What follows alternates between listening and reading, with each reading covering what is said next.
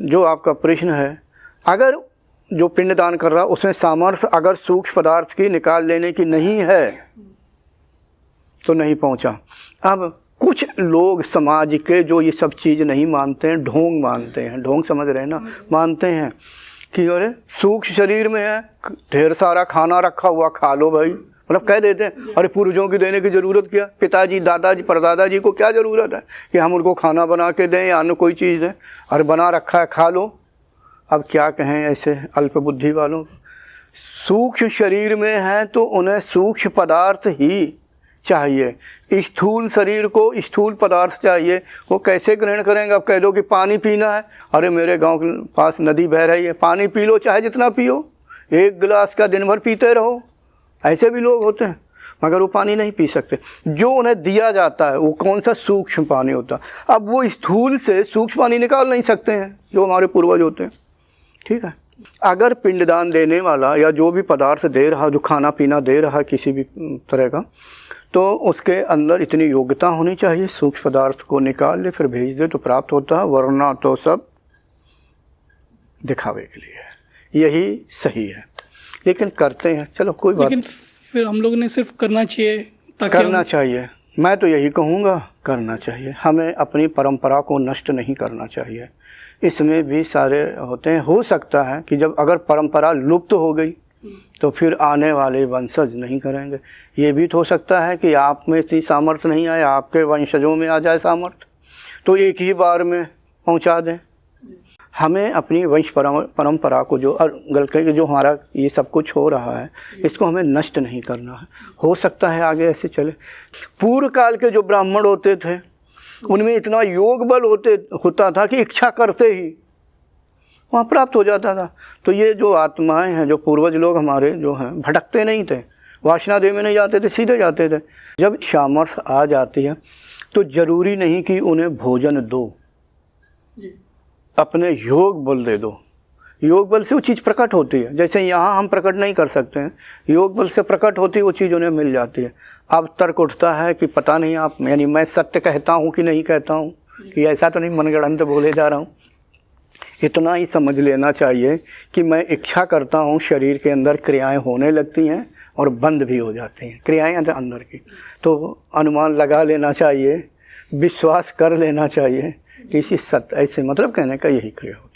और एक आखिरी चीज़ गुरुजी, मान के चलो कि जैसे मेरी माँ जब गुजर गई, मैं नहीं जा सका, लाख कोशिश किए बिना, तो मैं तो सोच रहा था कि नौकरी छोड़ के सब जाऊँ वहाँ पे। लेकिन मुझे हमारे ही स्नेह संबंधी ने, जो अध्यात्म में काफ़ी अच्छे साधक है, उन्होंने कहा यार भारत भूमि में क्यों आ रहे हो, यहाँ पे मत आना। तो ऐसा सोच के थोड़ा बुरा लगता है कि भारत भूमि संतों की भूमि है और लोग ऐसा कहते हैं और जिस तरह से चल रहा है तो अच्छा नहीं लगता है।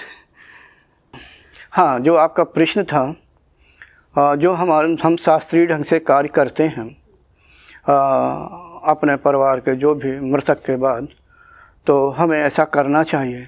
आपने प्रश्न जो किया है तो मैं थोड़ा और मुझे सरलता याद आ रही है कि वो खाना तो आप नहीं पहुंचा सकते और ब्राह्मण भी नहीं पहुंचा सकते, ब्राह्मण भी। हाँ, हम ऐसा नहीं कहते हैं कि कोई नहीं पहुंचा सकता, पहुंचा सकते हैं वो लोग जो अच्छे साधक हैं। अगर आपकी निगाह में है अच्छे साधक हैं, अच्छे साधक का पैमाना जिसका गला खुला हो, और गला खुला का मतलब कुंडली तो ऊर्ध्व होगी, ऐसा साधक कुछ विधियाँ अगर उसे आती हैं तो सीधे तुरंत मिल जाएगा। मैंने पैमाना बता दिया।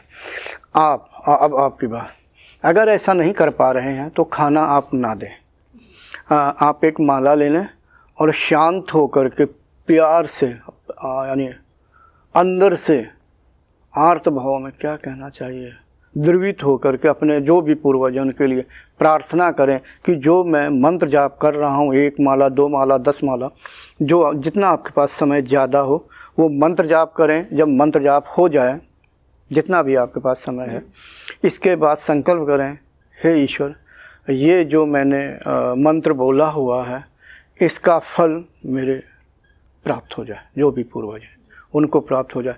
हो सकता है, क्योंकि वो चीज़ सूक्ष्म है, हो सकता है।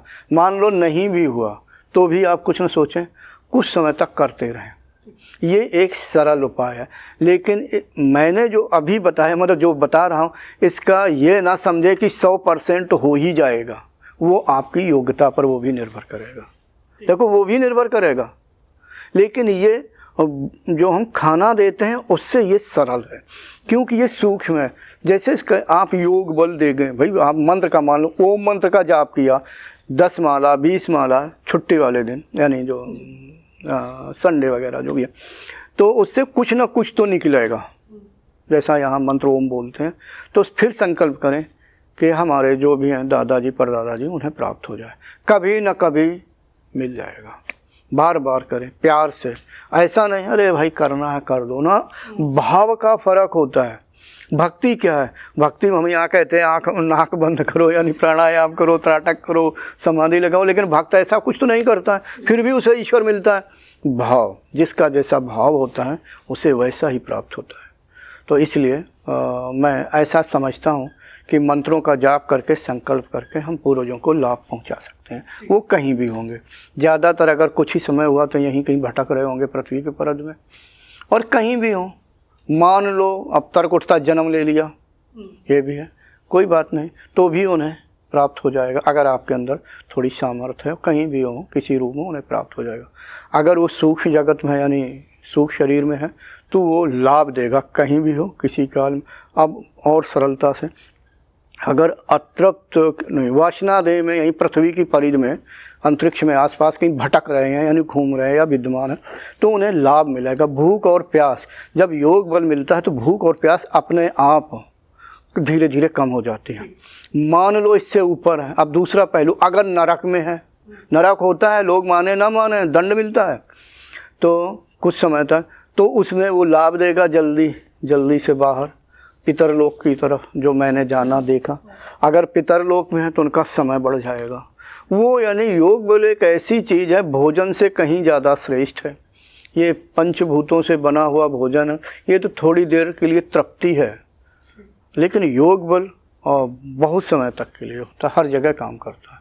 तो मैं योग बल को ज़्यादा श्रेष्ठ समझता हूँ।